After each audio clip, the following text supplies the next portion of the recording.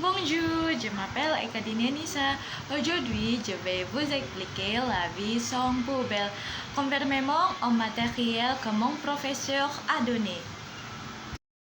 La vie sans poubelle, bien sûr que nous le pouvons. Chaque jour, vous sortez la poubelle. Regardez combien vous les jetez. En gros sac, en plastique. Les ordures peuvent être source de problèmes. Beaucoup de déchets qui ne peuvent pas être perdus ou recyclés. Cela peut avoir un impact à long terme. En fait, il existe une série d'étapes pour que vous puissiez mettre en œuvre zéro déchet.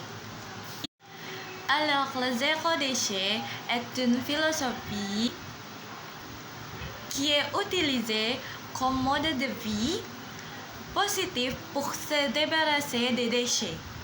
La tradition de jeter les ordures à sa place n'est pas encore suffisante pour déplacer le problème de l'accumulation croissante des ordures.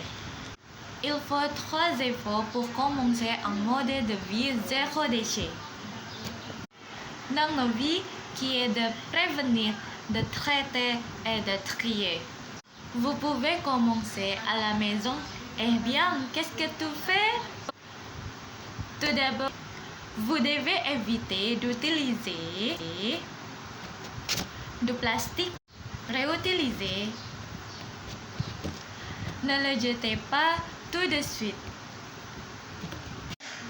Pour réduire la quantité de déchets, vous pouvez utiliser des objets qui ne sont pas utilisés. Voici quelques façons.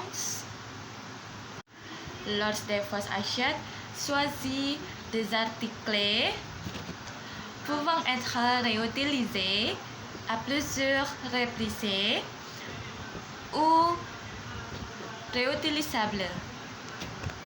Recycler. Créer des objets créatifs à partir de la poubelle. Grâce à ces fautes, la communauté comprendra de plus en plus les avantages des déchets considérés comme inutiles. La vie sans déchets peut se faire. Vous êtes très engagé et conscient de l'importance de la durabilité environnementale.